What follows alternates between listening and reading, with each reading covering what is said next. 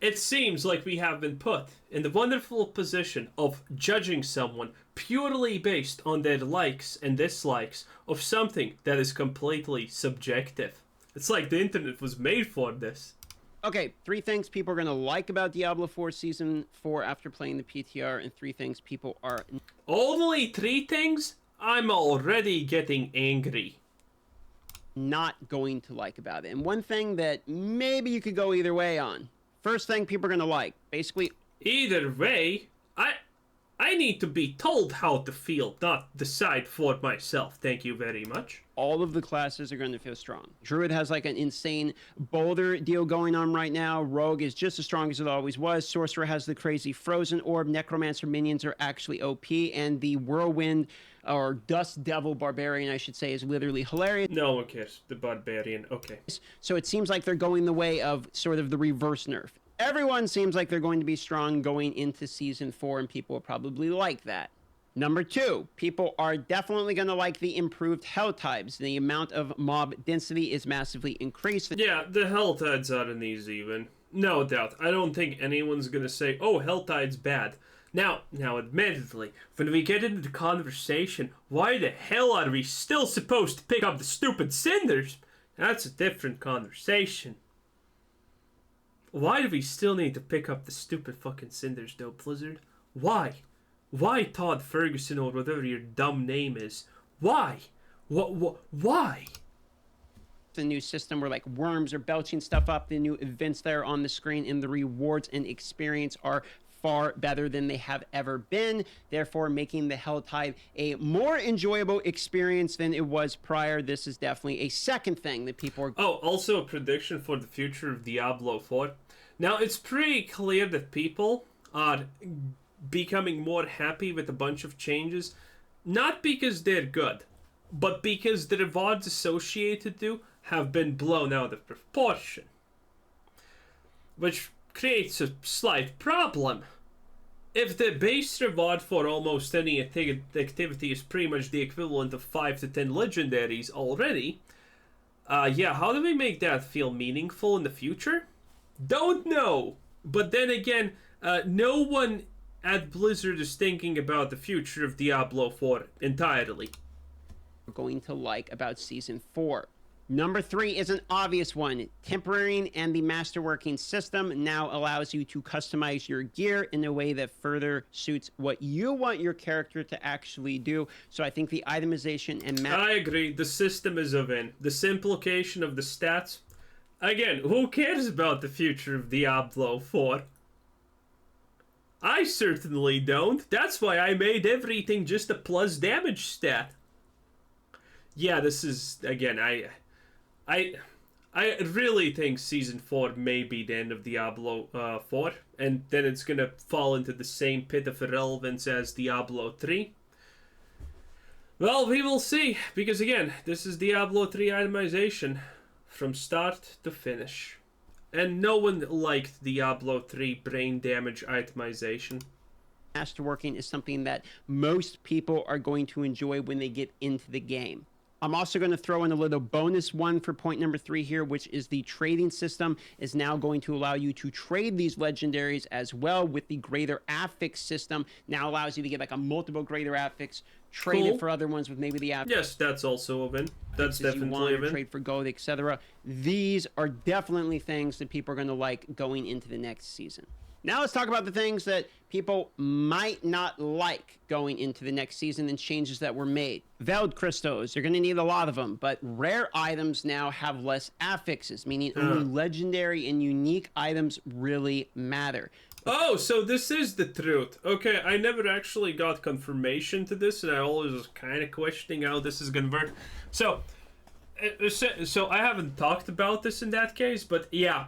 So it seems true. I initially thought that maybe magic items can have 3 crafted possibilities on them, but no. Turns out yellow items are completely useless now. Yay! So this essentially means one thing. People are going to complain, why do we need to pick up yellow items now? Why can't they be instantly disassembled at a point? Which Blizzard will probably never address.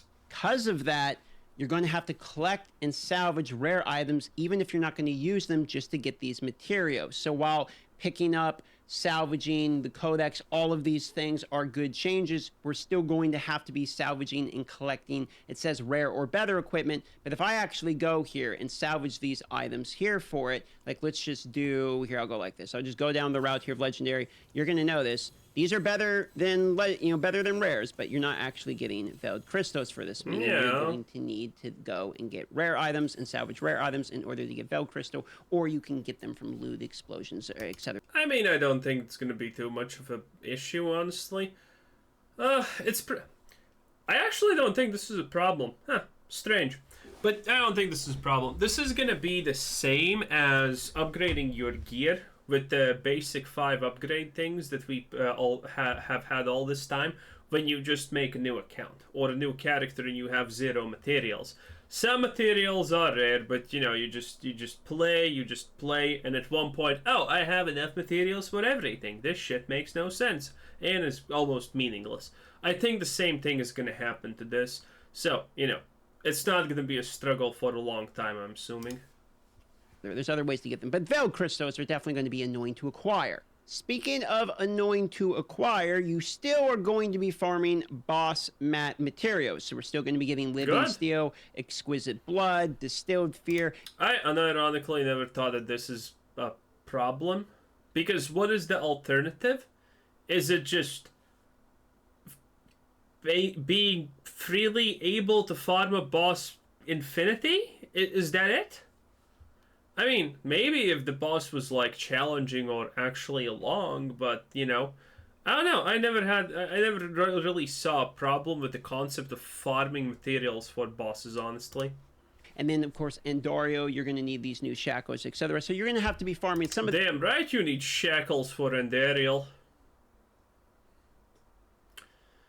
Free the nipple. The other bosses so that you can farm some of the other bosses, and people didn't like that in previous seasons, though they did make it better. As I noticed, the living steel is now dropping from like random mobs, etc. You do get an actual upgrade in terms you're gonna get so much living steel, it's not gonna matter in terms of how many materials you're requiring. This is still going to be a core functional part of the game if you wish to get uber unique items, and most people probably aren't going to do the repeated grind to try to get Ubers, but that is the way you're going to get them.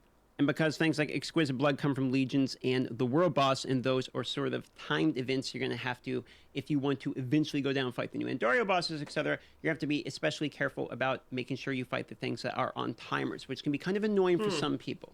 Number 3, both tempering and enchanting still allows you to roll the same affix over and over and over again. So you could roll, let's say you have damage, you don't want damage for some reason, you could literally roll the same affix 3 times in a row, which can be highly annoying. I'm gonna yeah, but I think that's just part of crafting in general. If it's not there, I don't know. I think the crafting is gonna be way too easy in Diablo 4, so snowball all these into just like a quality of life sort of thing here. So if I go to enchanting and I go here and I try to roll the overpower here, it says you will not be able to cancel the enchanting action once you've selected the replacement. And you do this, it doesn't tell you that it is going to roll this one if you accept the other into a non-greater affix. So let's see, it's 56% now. I had 90%. So if I just cancel out of this and don't take it and I go back to my item, you can see it's 56%. I didn't actually accept the enchant. It just removed the greater affix, even though I didn't take the reroll. So it doesn't... Interesting. I assume that's a bug. Tell you that in the warning. It warns you that it's going to replace it, but you see it says 90% right here, right? But it says 56% here. It's actually not 90%. It got gutted down to 56%, even though it says 90. So maybe this is a bug or a visual UI. Well, a visual UI would still properly constitute as a bug, right? I think, but there is some quality of life things like that that can probably be cleaned up when you use all... Wait, it's overpower damage. DM, you can just open up your stat sheet, pick up the item, and, apply it and see what percentile it actually increases. Or, oh no, with the multipliers, he wouldn't be able to see. Just remove the blood golem multiplier and you're fine. Cleaned up. He has a blood golem. Oh, wow. So he's not even using the blood golem multiplier. Okay, so yeah, it's probably not that hard to figure out, I think. All Maybe. items. For here, it says common, magic, and rare, but if I click all items, it doesn't say legendary here, so you assume it's just not going to crunch your legendaries. But if you go here, we destroy all equipment, you do that, and it also crunches your legendaries. So just... Good luck with that, boys. Yeah, good luck with that. That's going to be fun the first time. A couple basic quality of life UI things, if they release it as it is, can be annoying for some people. This would probably be an easy fix, however. They now have the warning. I mean, most problems Diablo 4 has faced are technically easy fixes. But that hasn't gone that well, honestly. Warning, at least, that tells you it will irreversibly destroy all of your items, not just the rare items, etc. So that's an upgrade. But definitely a few quality of life, clarity things could be just cleaned up just a little bit. But I think that one's an easy enough fix. So now the one that I think is going to be the most controversial in terms of... Knowing myself, it's probably not even going to be close to controversial, in my opinion, whatever this is. The changes when it goes into Season 4 or the additional content, what have you.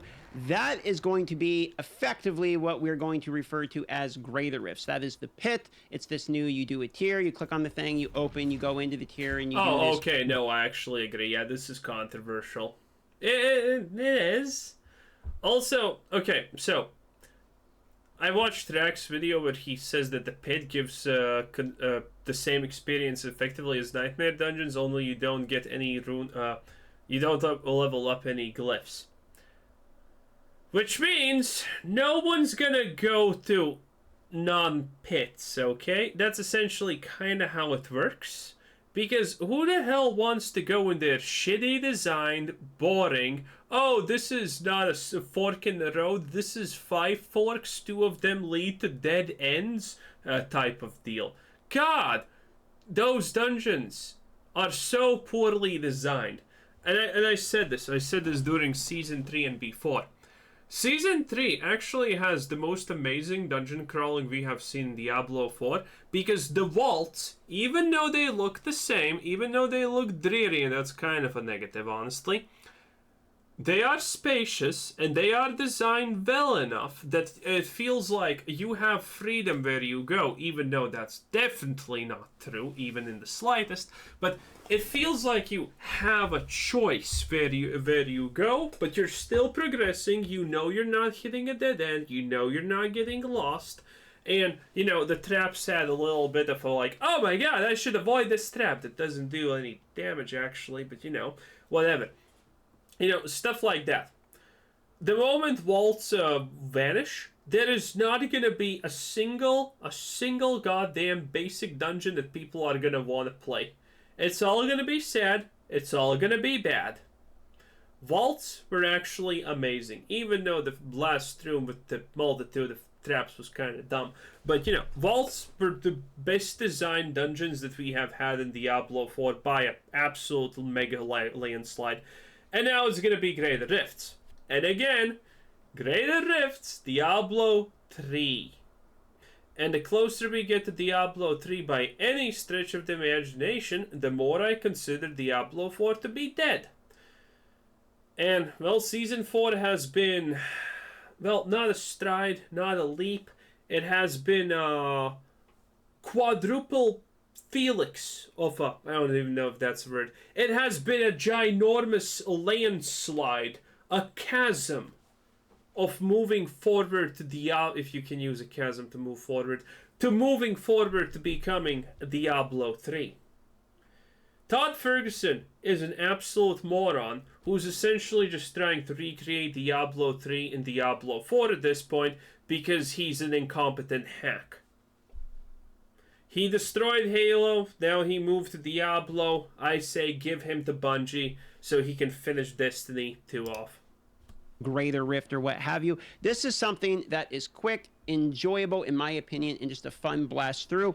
But here's the thing about it. This is effectively Greater Rifts from Diablo 3. Some people did not like Greater Rifts in Diablo 3. And oh, by the way, it's not like I didn't like Greater Rifts from Diablo 3. I didn't like some of them because the maps were, again, kind of not great. But typically they weren't that bad. Now, the problem that Diablo 3 faced was the endgame was atrocious garbage. In the sense that, well, the endgame was just grinding bigger and bigger and bigger and bigger rifts and, just item sets and all of that stupid crap. And the greater rifts essentially worked like this at some point, and you actually started facing it relatively soon after playing the game. And the situation is like this. You enter a greater rift, and now to kill a basic zombie, a white goddamn mob, you effectively needed to use all your cooldowns 2 times to kill it. And that's what greater rifting turned out to be. And that was really bad. And I already said that in Season 3, the Pit of Blood, Malice, whatever the hell that shit was called, that was greater rifting already. I think that was just a pre-test to greater rifting, and I think this is how greater rifting is gonna go. Furthermore, considering greater rifts can essentially be infinity, but they kind of cap out at level 100 to a, well, not to a degree, but there is a cap at level 100 how strong mobs are. People are gonna want to get infinity power because the rifts can essentially go infinity far. Because this is how humans work. You give a person 5 things for free, but there's a 6th right there. He's gonna complain, why doesn't he get the 6th thing for free also? You give 5 things in front of a person that he has to work for. He works for them. You put a 6th one in front of him, and he can't even work for it. He's gonna complain why he still can't acquire it. As long as it exists, we want to acquire it. And if rifts can essentially be infinity, but our power cannot grow infinity, we need a way for our power to grow infinity to acquire this new difficulty level of infinity. Which means Paragon levels are at some point potentially coming back into the game. And that is effectively what we're receiving. Oh, not Paragon levels like we currently have them, but Paragon levels like Diablo 3. Those ones. Yeah, not great. Now, years later in Diablo 4. So if you're one of the people that didn't like them, you're not going to like this because it's the exact same thing. But if you're one of the people that, oh, wow, I really liked greater rifts, for instance, in Diablo 3, then you're obviously going to like this because that's literally quite exactly what it is. You have the 10-minute timer, you kill the things, you go to the next stage, and then you kill the boss. Yeah, I mean, he's right, but at the same time, you need to kind of remember, Diablo 3 was an object failure. It sold well and whatnot, but it died. Because the changes they did at the end, a couple of people liked, but the majority of people thought they were shit and they just abandoned the game. Because the game never started moving in a different direction. So, even if everyone in the game is saying, hey, these changes are great, they're fun, they're blah blah blah, does it really matter if you have lost 99% of your original audience and they are not coming back? Does it matter if the five people left are saying great game? Maybe, just maybe, that itself is a problem. You get a loot drop, and it's all over. That is all this actually is. I myself, like I said, I like Grey Rifts, but for me, this is a W. For some people, it's not going to be. It's going to be rehashed content or something they've already done or just something they didn't like in a previous game that's been added years later. So it's going to be a split. Well, I need to actually play it. I don't know. Again, there's so much iffy, sniffy things that could or could not maybe happen. It depends on how this plays, again. It really depends on how this plays out. In terms of how people actually feel about this one. That's why, for me, it's the both. So yeah, that's why I'm not saying it's going to be great or it's going to be bad, because I actually need to play it to tell if I like it or not, because it's too close. Anyway, that was Dark Microtransactions, Skills of the DM. It is what it is. I hope Diablo 4 doesn't get killed off like Diablo 3 was. Anyway, this was Quizzer Sid saying thanks for watching. Subscribe if you haven't already, and have a nice day. Bye-bye.